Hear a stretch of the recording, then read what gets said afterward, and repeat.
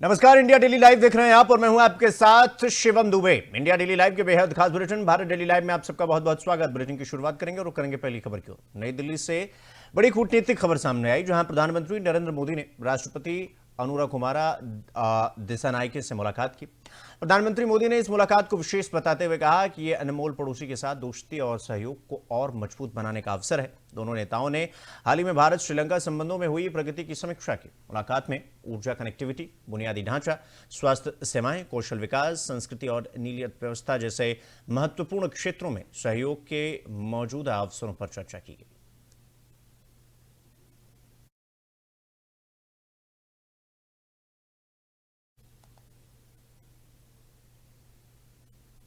तो उत्तर प्रदेश विधानसभा में मुख्यमंत्री योगी आदित्यनाथ ने अपने 10वें बजट का ऐतिहासिक प्रस्तुतिकरण किया।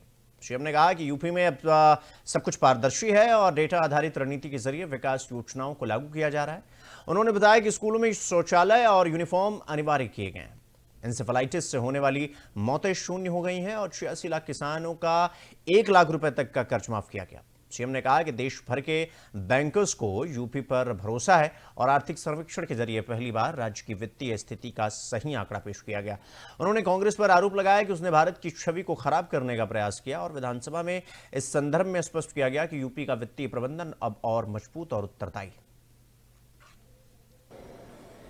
मैं इस अवसर पर इस पूरे सदन का इस बात के लिए अभिनंदन करूंगा कि उन्होंने लोकतंत्र के सशक्तिकरण का जो शंखनाद इस उत्तर प्रदेश विधानसभा के माध्यम से दिया है कि हाँ, लोकतंत्र की सबसे बड़ी संस्था के रूप में सदन अपनी जिम्मेदारियों का निर्वहन कर सकता है।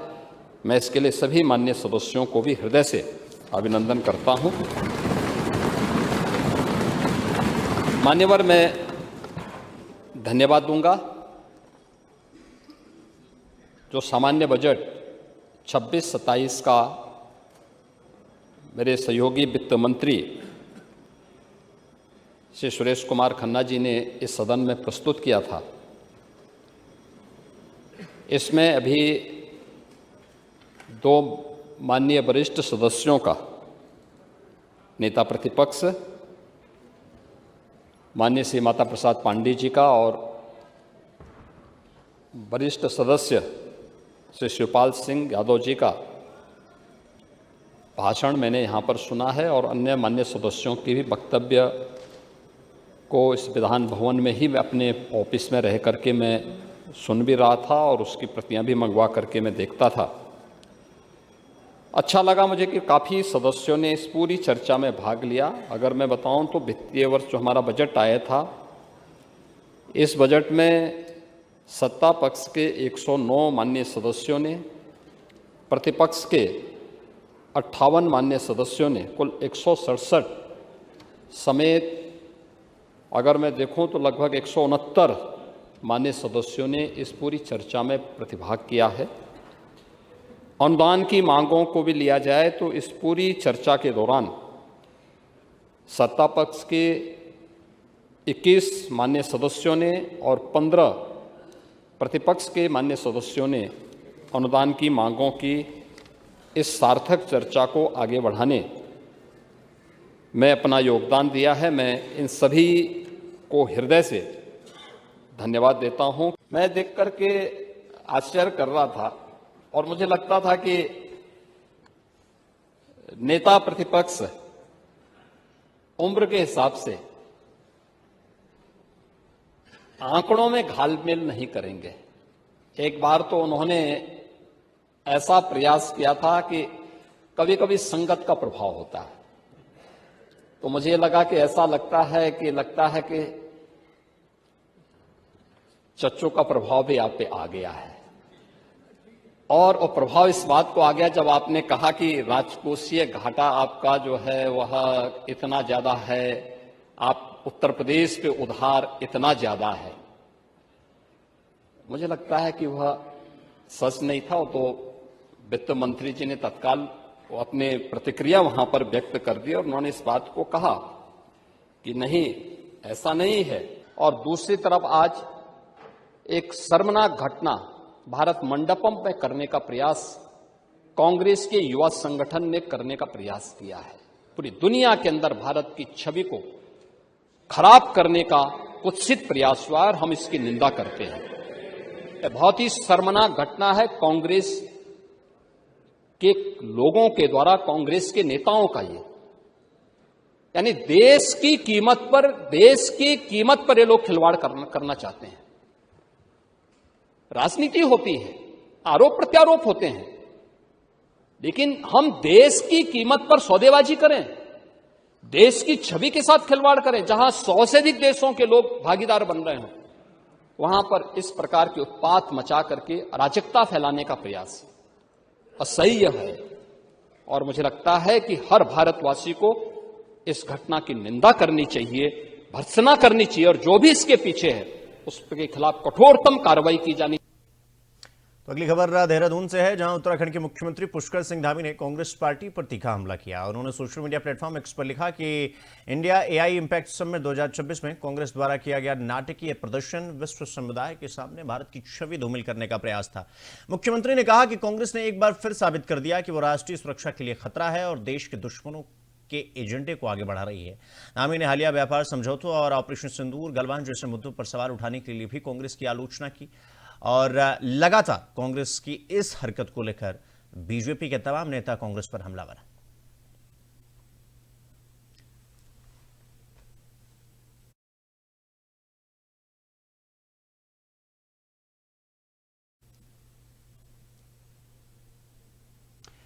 तो सिलचर में आयोजित वाइब्रेंट विलेजेस प्रोग्राम 2 के लॉन्चिंग समारोह में केंद्रीय गृह मंत्री अमित शाह ने कांग्रेस पर निशाना साधते हुए कहा कि 2004 से लेकर 14 के बीच कांग्रेस ने असम के विकास के लिए सिर्फ 1,28,000 करोड़ रुपए दिए, जबकि प्रधानमंत्री नरेंद्र मोदी के नेतृत्व में पिछले 10 वर्षों में 15 लाख करोड़ रुपए दिए गए।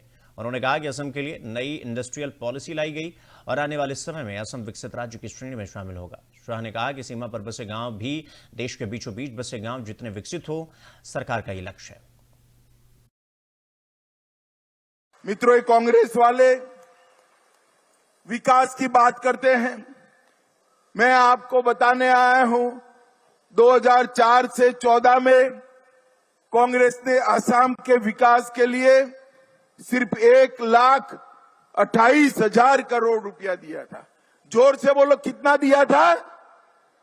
जरा जोर से बोलो, 1,28,000 करोड़। कितना? और नरेंद्र मोदी जी ने 10 साल में 15 लाख करोड़ रुपया असम के विकास के लिए भेजा है। ये बोगीबील का ब्रिज और कई सारी ऐसी बड़ी बड़ी रचनाएं असम के अंदर हुई है। 30,000 करोड़ रुपया रेलवे के विकास के, सड़क के विकास के लिए 95,000 करोड़, रेलवे के लिए 10,000 करोड़, एयरपोर्ट के लिए देने का काम तो भारत अमेरिका ट्रेड डील को लेकर छिड़ी सियासी बहस के बीच केंद्रीय मंत्री पीयूष गोयल ने कांग्रेस नेता राहुल गांधी के आरोपों को एक सिरे से खारिज कर दिया। गोयल ने राहुल गांधी के उस दावे को हंसी के पात्र बताया जिसमें कहा गया था कि भारत ने अमेरिका से बिना किसी काउंटर कमिटमेंट के हर साल $100 बिलियन की खरीद का वादा किया है। उन्होंने कहा कि यह समझौता सभी संवेदनशील क्षेत्रों की सुरक्षा को ध्यान में रखकर तैयार किया गया है और दोनों देशों के लिए विन विन स्थिति पैदा करता है। मंत्री ने कटाक्ष करते हुए कहा कि राहुल गांधी वास्तविकता से दूर एक अलग दुनिया में रहते हैं। आपको बता दें कि राहुल गांधी ने सोशल मीडिया प्लेटफॉर्म एक्स पर पोस्ट कर सरकार पर राष्ट्रीय हितों से समझौता करने का आरोप लगाया था और जिसके बाद राजनीतिक बयानबाजी तेज हो गई। Just now, a few minutes back, I saw a very ridiculous proposition that the leader of the opposition, Mr. Rahul Gandhi, who probably doesn't get an audience anywhere else other than the Twitter X handle, make a comment that India has committed to buy $100 billion every year from the US without a counter commitment from the US. I think he lives in a world very detached from reality. All of you here are exporters. Were you happy with the 50% tariff? Was your business prospering? Were your jobs safe? Was Tirupur able to export apparel? What was happening to your leather industry where lakhs of charmakars and workers are working? What had happened to our marine seafood exports? तो गुजरात के वलसाड जिले से दुखद खबर सामने आई, जहां कपराड़ा तालुका के कुंभघाट इलाके में एक कार और ट्रक की जोरदार टक्कर में 7 लोगों की मौत हो गई। टक्कर इतनी भीषण थी कि कार पूरी तरीके से क्षतिग्रस्त हो गई। घटना पहाड़ी और घुमावदार मार्ग पर हुई, जिसे दुर्घटनाओं के लिए संवेदनशील माना जाता है। स्थानीय लोगों और पुलिस ने तुरंत बचाव कार्य शुरू किया और ट्रैफिक को नियंत्रित किया। प्रारंभिक जानकारी के मुताबिक तेज रफ्तार और घाट मार्ग पर नियंत्रण खोना हादसे का मुख्य कारण माना जा रहा है।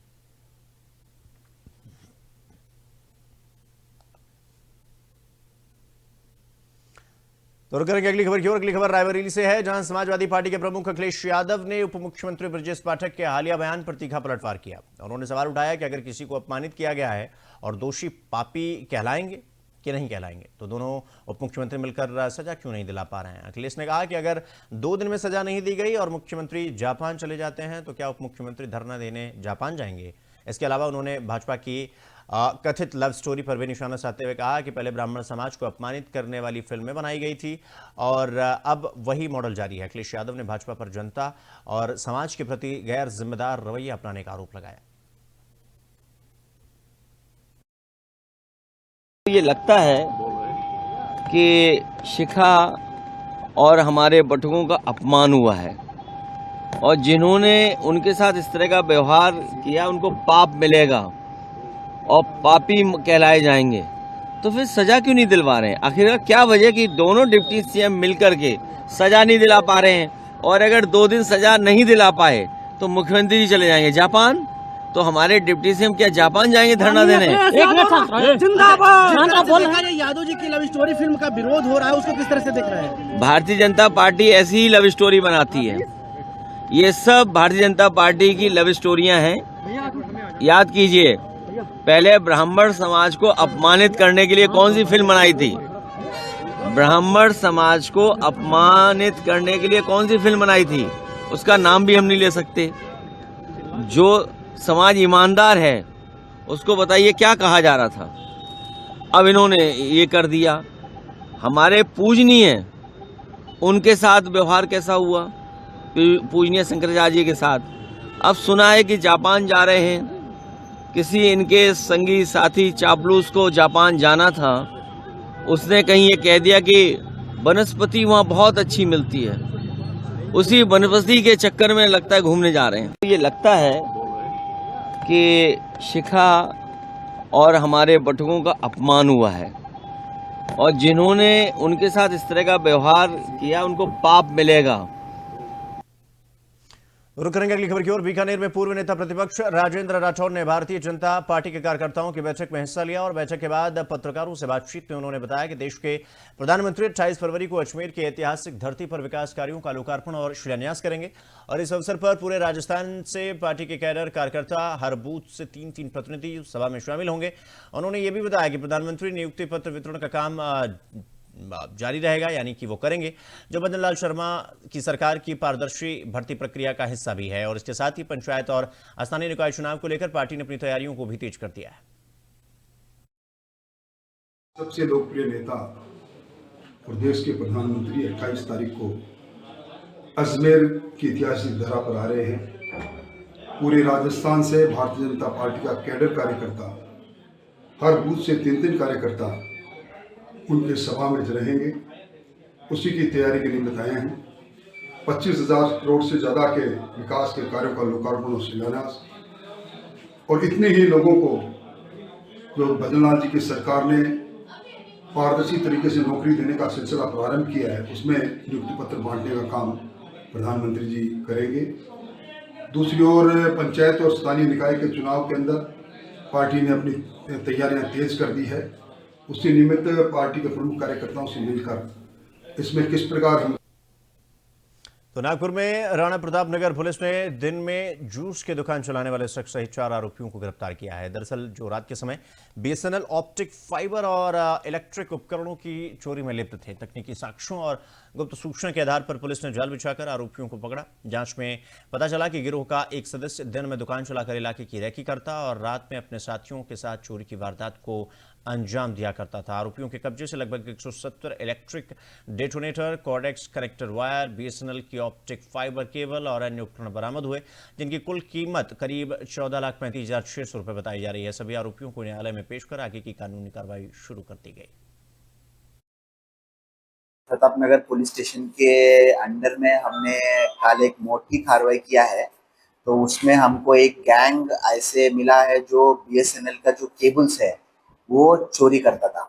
तो बेसिकली इसकी 1 महीने से हमारा शहर में प्रत्येक अलग अलग पुलिस स्टेशन, अलग अलग जोनों में ऐसा बीएसएनएल चोरी का गुना दाखिल हुआ है, बट डिटेक्ट हुआ नहीं है।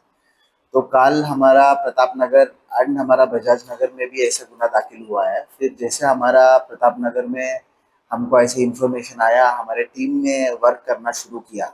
तो इसमें हमने नेटग्रिड प्रणाली यूज करके ये जो 5 आरोपी है इसको हमने पकड़ा है। तो ये 5 आरोपी के से हमने अराउंड 14 लाख का माल हमने हस्तगत किया है अभी तक। दिन में जूस की दुकान, रात में चोरी को अंजाम। यही वो गाड़ी है जो जूस सेंटर के नाम पर सिविल लाइंस पे जो कलेक्टर ऑफिस के सामने जो है ये गाड़ी लगाई जाती थी। दिन भर इस पे जो है जूस बेचा जाता था और रात में जो है इसी गाड़ी में दूर संचार निगम के केबल को चोरी किया जाता था। चूंकि ऐसे 5 आरोपी को पुलिस विभाग राणा प्रताप नगर ने गिरफ्तार किया है। 2 आरोपी जो है जौनपुर उत्तर प्रदेश के बताए जा रहे हैं, 3 आरोपी जो है वो गोंदिया के बताए जा रहे हैं। इनकी 2 व्हीलर जो है MS35P1769 को भी पुलिस ने कस्टडी में लिया हुआ है। और यही बताने के लिए आज चैनल की टीम जो है राणा प्रताप नगर क्षेत्र में आई हुई है। चूंकि ये बहुत बड़े लेवल पे जो है ये लोग अंडरग्राउंड जो फाइबर केबल को जो है चोरी करते थे और करीबन ऐसे चोरी का जो है वो 14 लाख रुपए का जो माल है वो पुलिस विभाग ने जो इनके पास से जब्त किया है। चूंकि बताना चाहते कि फाइबर केबल में जो है जो गोल्ड प्लेटेड एक वायर रहता है, वो गोल्ड प्लेटेड सिर्फ वायर ही निकालते थे, बाकी फाइबर ये लोग बेच देते थे और दिल्ली के किसी व्यापारी को ये सप्लाई करते थे। और ये जो गोरख धंधा है लकड़गंज क्षेत्र से, सदर क्षेत्र से नागपुर शहर के प्रमुख थाना क्षेत्रों में ये लोग जो है केबल चोरी को अंजाम देते थे। और इनका जो काम रहता था चोरी का वो रात 3 बजे से जो है 6 बजे के बीच में रहता था। ऐसे 5 चोर लोगों को, उनकी टोली को पुलिस विभाग ने पकड़ने में कामयाबी हासिल की है। प्रेस वार्ता में डीसीपी रेड्डी सर ने बताया कि इस नेटवर्क में और भी लोग जुड़े हो सकते हैं, उनकी भी तलाश जो है वो पुलिस विभाग कर रहा है। अब देखना ये होगा कि इनके पीछे कौन लोग हैं और इन्होंने इसके पहले या पूर्व में कितने लाख रुपए का केबल, बीएसएनएल का अंडरग्राउंड केबल जो है वो चोरी किया है। पुलिस की अभी जांच चालू है और आगे की कार्रवाई राणा प्रताप पुलिस स्टेशन के अंतर्गत जारी है। तो चित्रकूट में पुलिस लाइन स्थित शहीद स्मारक पर दिवंगत उप निरीक्षक स्वर्गीय गफूर खां को राजकीय सम्मान के साथ अंतिम विदाई दी गई। पुलिस अधीक्षक अरुण कुमार सिंह, अपर पुलिस अधीक्षक सतपाल सिंह, क्षेत्राधिकारी नगर अरविंद कुमार वर्मा और अन्य अधिकारियों और कर्मचारियों ने उनके पार्थिव शरीर पर पुष्प अर्पित कर शोक सलामी दिया। और इसके बाद सभी अधिकारी और कर्मचारी पारंपरिक कंधा देकर उप निरीक्षक को भावभीनी श्रद्धांजलि और विदाई दी। ये आयोजन उनके साहस और सेवा भाव को सम्मानित करने का अवसर था। उन्होंने अपने कर्तव्य पालन के दौरान असामयिक निधन पाया।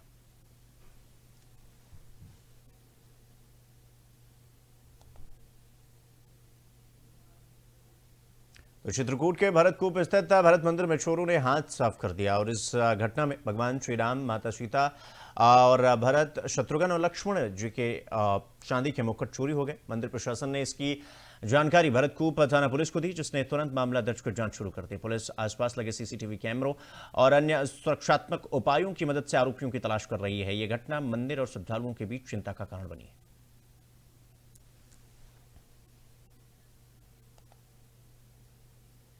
तो मसूरी में विकास की मांगों को लेकर भाजपा युवा मोर्चा के प्रदेश मंत्री अधिवक्ता आर्यन देव उनियाल ने मुख्यमंत्री मुख्यमंत्री पुष्कर सिंह धामी से मुलाकात की। उन्होंने कहा कि मसूरी में बढ़ती आबादी और यातायात दबाव को देखते हुए गरीब और मजदूर वर्ग के लिए आवासीय कॉलोनी बेलाड़ मैदान में निर्माण और बाल रोड के आसपास निजी पार्किंग की अनुमति शीघ्र दी जाए और मुख्यमंत्री ने इन मुद्दों पर सकारात्मक रुख दिखाते हुए कार्रवाई का आश्वासन दिया। उनियाल ने यह भी कहा कि उत्तराखंड को विकासशील राज्य बनाने के लिए भाजपा सरकार तेजी से काम कर रही है और 2027 में फिर भाजपा सरकार बनने का दावा किया गया।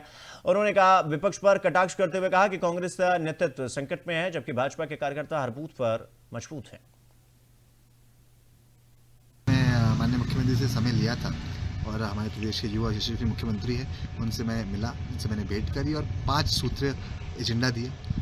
जो ज्ञापन में मुख्य बिंदु थे वो थे एक वंचित और गरीब लोगों की आवाज़ से कॉलोनी बननी चाहिए। साथ ही साथ जो ट्रैफिक व्यवस्था है 365 दिन की होनी चाहिए जहाँ पे टूरिस्ट को निजात मिले टूरिस्ट सीजन में यहाँ पे आने से। जो पॉकेट पार्किंग्स हैं उनका बनना बहुत ज़रूरी है। तो जितने मॉल रोड के बाहर निजी भूमि है और जो चाहते हैं स्वेच्छा से उनको स्वीकृति मिलनी चाहिए कि पॉकेट पार्किंग्स बना पाए जिससे ट्रैफिक का प्रेशर रिलीज हो। मैं माननीय मुख्यमंत्री से समय लिया था। रुक करेंगे अगली खबर की ओर। कोटा से बड़ी खबर आपको बता दें, जहां रानपुर इलाके में हिस्ट्री शूटर कालू के द्वारा किए गए अवैध निर्माण पर पुलिस ने बुलडोजर चलाकर कार्रवाई की। इस दौरान भारी पुलिस जाब्ता तैनात किया गया था। जानकारी के मुताबिक आरोपी को पहले हथियारों के जखीरे के साथ गिरफ्तार किया जा चुका था और अवैध निर्माण को ध्वस्त कर कार्रवाई पूरी की गई।